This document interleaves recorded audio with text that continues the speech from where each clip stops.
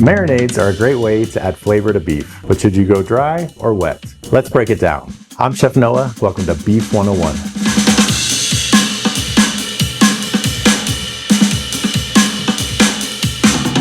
Wet marinades use liquids as the base with herbs and spices. Typical wet marinades like soy sauce, citrus juice, or vinegar add flavor and are acid-based, so they can help tenderize. Great for cuts like flank steak or top round.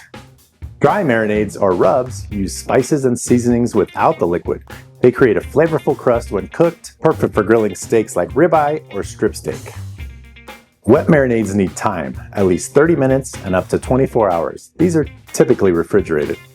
Dry rubs can go on right before cooking and up to a few hours ahead for deeper flavor. Which should you choose? If you want bold flavor and tenderness, go wet. For a quick prep and a great crust, go dry. Both are easy ways to elevate your beef. Class dismissed. Cooking is all about understanding basics, and we're here to help. For more tips, visit beefitswhatsfordinner.com, and don't forget to subscribe so you don't miss the next lesson.